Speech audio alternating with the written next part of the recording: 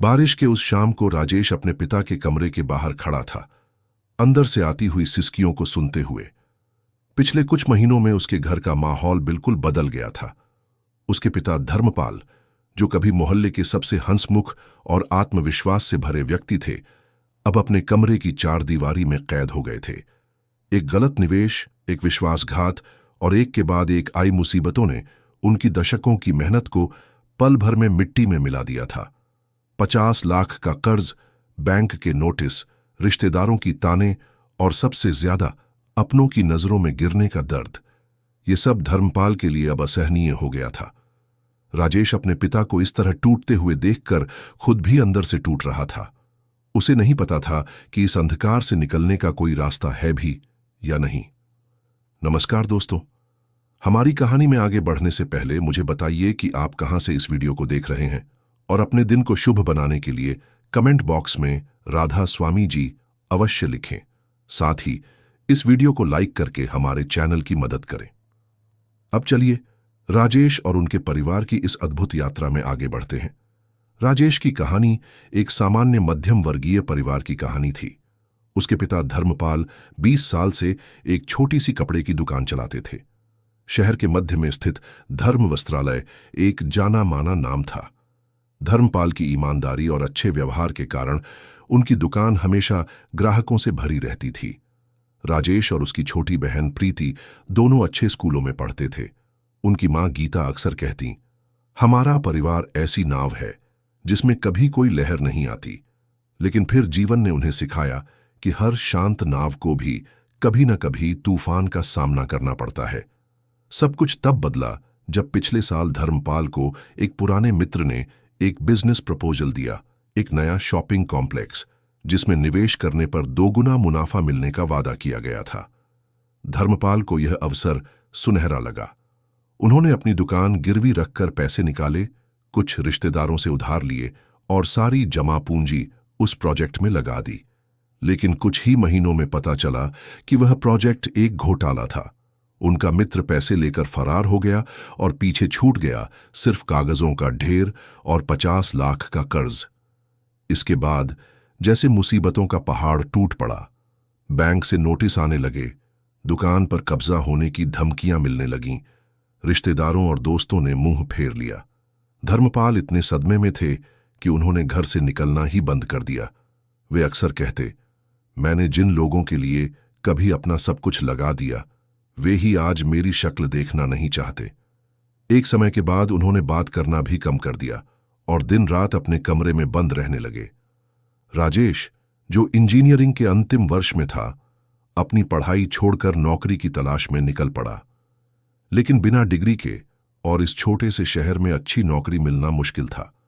वह दिन में 2-2 जॉब करता, सुबह एक कॉल सेंटर में और शाम को एक रेस्तरां में। लेकिन इतनी मेहनत के बाद भी उसकी कमाई सिर्फ घर का खर्च और ब्याज के पैसे चुकाने तक ही सीमित थी। प्रीति ने अपनी कॉलेज फीस के लिए ट्यूशन देना शुरू कर दिया था। गीता भी पड़ोस के घरों में काम करने लगी थी। परिवार के हर सदस्य ने अपनी तरफ से कोशिश की, लेकिन मुश्किलें कम होने के बजाय और बढ़ती ही जा रही थीं। राजेश के लिए सबसे दर्दनाक यह था कि उसके पिता, जो कभी उसके हीरो थे, अब पूरी तरह से टूट चुके थे। धर्मपाल अब खाना भी ठीक से नहीं खाते थे, रात भर जागते रहते थे और कभी कभी तो उन्हें सांस लेने में भी तकलीफ होने लगती थी। डॉक्टर ने बताया कि यह सब तनाव के कारण हो रहा है और अगर ऐसे ही चला तो हार्ट अटैक का खतरा हो सकता है। एक रात जब राजेश अपने शिफ्ट से थका हारा घर लौटा तो उसने देखा कि उसकी मां रो रही थी। क्या हुआ मां? उसने पूछा। गीता ने बताया कि आज फिर से बैंक के लोग आए थे और धमकी दे गए थे कि अगले हफ्ते तक पैसे नहीं मिले तो वे घर पर कब्जा कर लेंगे। तुम्हारे पिता ने तो अब बात करना भी बंद कर दिया है राजेश। मुझे डर है कहीं वे कुछ कर ना लें। उनकी बात सुनकर राजेश का दिल दहल गया। उस रात वह छत पर गया और आकाश को देखते हुए रो पड़ा। हे भगवान, क्या हमारी मदद करने वाला इस दुनिया में कोई नहीं है? उसने आसमान की ओर देखते हुए पूछा। अगले दिन जब राजेश कॉल सेंटर में काम कर रहा था, उसकी मुलाकात रमेश नाम के एक नए सहकर्मी से हुई। दोनों की बातचीत से दोस्ती हो गई और कुछ दिनों के बाद लंच ब्रेक के समय राजेश ने उसे अपनी पूरी कहानी सुना दी। रमेश ने चुपचाप सुना और फिर कहा, मैं तुम्हें एक जगह ले जाना चाहता हूं, शायद वहां तुम्हें कुछ सुकून मिले। राजेश ने बिना कुछ उम्मीद किए हां कर दी, क्योंकि उसके पास खोने के लिए कुछ बचा ही नहीं था। उस रविवार को रमेश राजेश को राधा स्वामी सत्संग भवन ले गया। राजेश पहले कभी किसी सत्संग में नहीं गया था और उसे समझ नहीं आ रहा था कि यह उसके परिवार की समस्याओं को कैसे हल करेगा। लेकिन जैसे ही वह उस शांत प्रकाशमय हॉल में दाखिल हुआ, उसे एक अजीब सी शांति का अनुभव हुआ। लोग सफेद कपड़ों में चुपचाप बैठे थे और एक स्क्रीन पर गुरुजी का प्रवचन चल रहा था। राजेश ध्यान से सुनने लगा। गुरुजी के शब्द सीधे उसके दिल में उतर रहे थे। जब कोई मुसीबत आती है तो उसका सामना हम अकेले नहीं करते। गुरु हमेशा हमारे साथ होता है, हमारा हाथ थामे हुए। जिस दिन आप अपना भार गुरु को सौंप देंगे, उसी दिन आपका जीवन बदलना शुरू हो जाएगा। राजेश को ऐसा लगा जैसे ये शब्द सिर्फ उसी के लिए कहे गए हों। सत्संग के बाद वह कुछ देर वहीं बैठा रहा, अपनी आंखें बंद किए, और पहली बार महीनों में उसे अंदर से एक हल्कापन महसूस हुआ। अगले हफ्ते राजेश अपनी मां को भी सत्संग ले गया। शुरू में गीता अनिच्छुक थी, लेकिन बेटे की खातिर वह मान गई। सत्संग से लौटते समय मां के चेहरे पर भी एक अलग ही चमक थी। पता नहीं क्यों राजेश, लेकिन आज मुझे ऐसा लग रहा है कि हम इन सब मुश्किलों से निकल जाएंगे, उन्होंने कहा। धीरे धीरे सत्संग राजेश और उसकी मां के जीवन का अहम हिस्सा बन गया। वे हर रविवार जाते, गुरु के वचनों को सुनते और फिर उन पर विचार करते।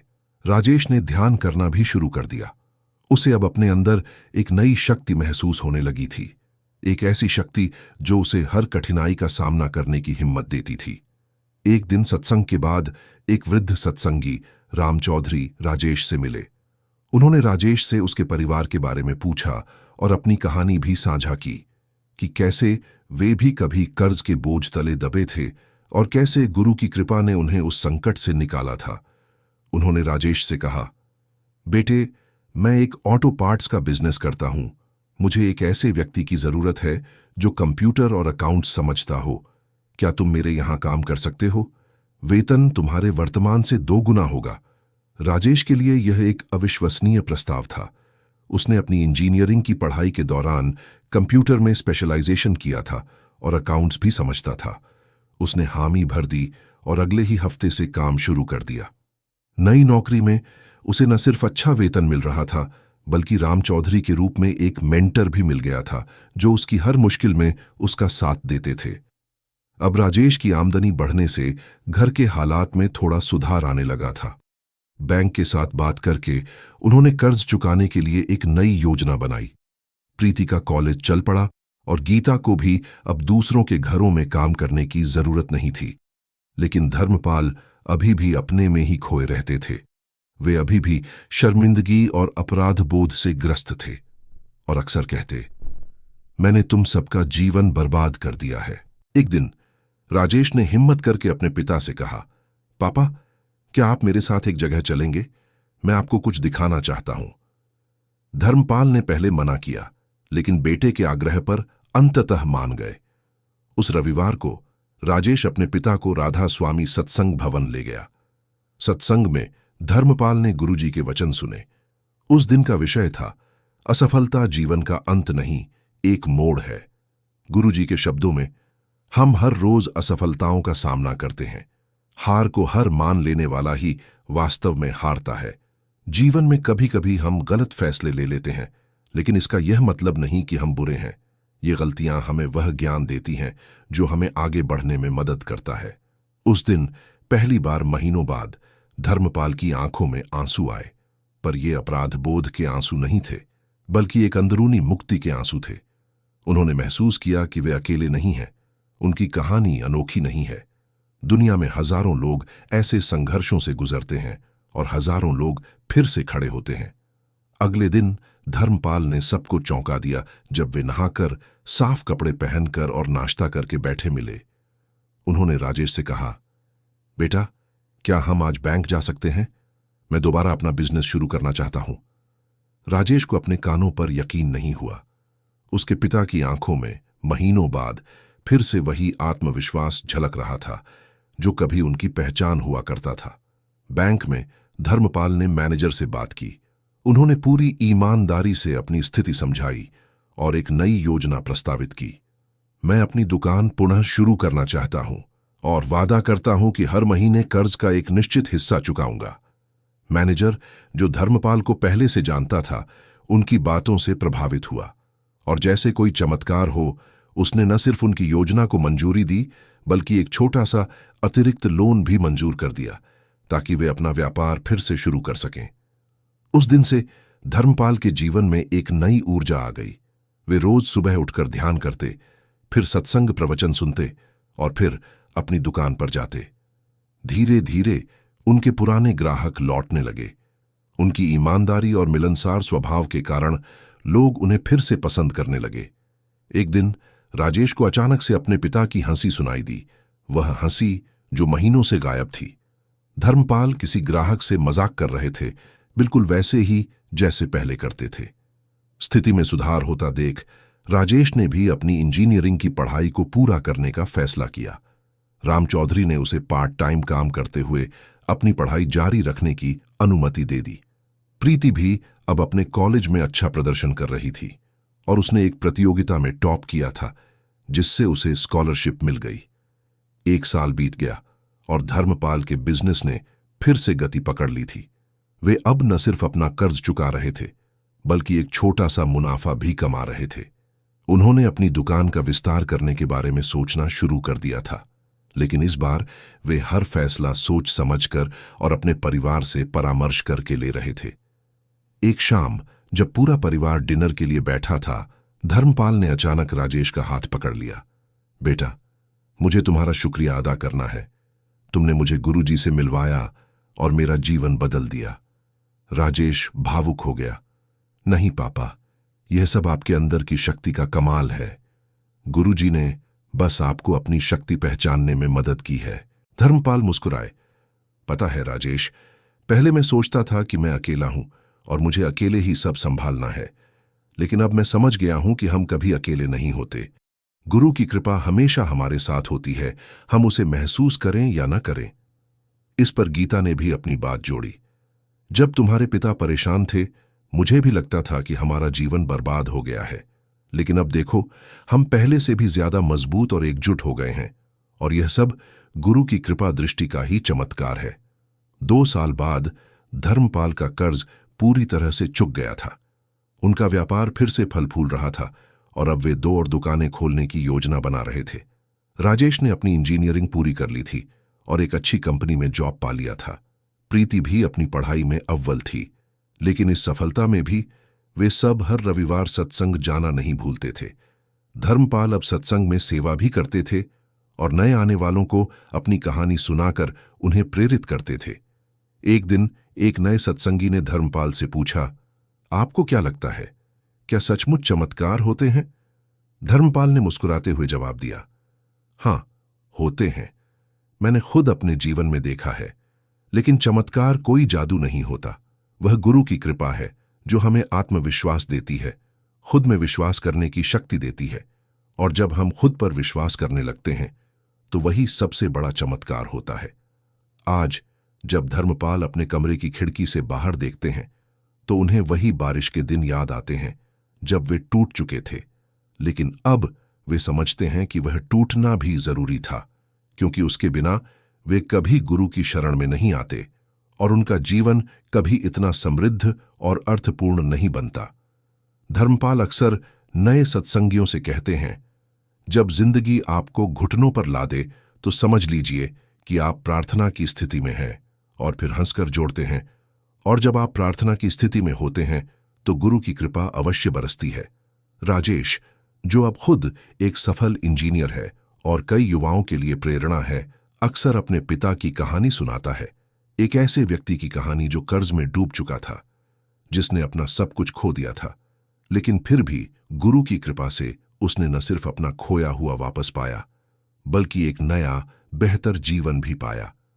इस कहानी में सबसे बड़ा चमत्कार यह नहीं था कि धर्मपाल ने अपना कर्ज चुका दिया या अपना व्यापार फिर से शुरू कर दिया। सबसे बड़ा चमत्कार यह था कि उन्होंने अपनी आत्मा में फिर से विश्वास जगाया। वे समझ गए कि असली समृद्धि धन में नहीं, बल्कि आत्मविश्वास और गुरु के प्रति समर्पण में है। और यही समझ, यही ज्ञान गुरु की सबसे बड़ी कृपा थी। आज जब धर्मपाल और उनका परिवार सत्संग में बैठते हैं तो उनकी आंखों में एक अलग ही चमक होती है, एक ऐसी चमक जो विश्वास, कृतज्ञता और प्रेम से भरी होती है। वे अब जीवन के हर पल को गुरु की कृपा का प्रसाद मानते हैं और हर कठिनाई को एक अवसर समझते हैं, एक ऐसा अवसर जो उन्हें अपनी आत्मा की गहराइयों से जोड़ता है। और यही है असली चमत्कार, जब एक टूटा हुआ इंसान गुरु की कृपा से न सिर्फ अपने पैरों पर खड़ा हो जाता है बल्कि दूसरों के लिए भी सहारा बन जाता है। दोस्तों, अगर आपको यह प्रेरणादायक कहानी पसंद आई तो कृपया इस वीडियो को लाइक करें, अपने दोस्तों और परिवार के साथ शेयर करें और हमारे चैनल को सब्सक्राइब करना न भूलें। आपका एक क्लिक हमें ऐसी और भी प्रेरक कहानियां लाने के लिए प्रोत्साहित करेगा। आप सभी का दिन मंगलमय हो और राधा स्वामी जी की कृपा आप सभी पर सदा बनी रहे। धन्यवाद।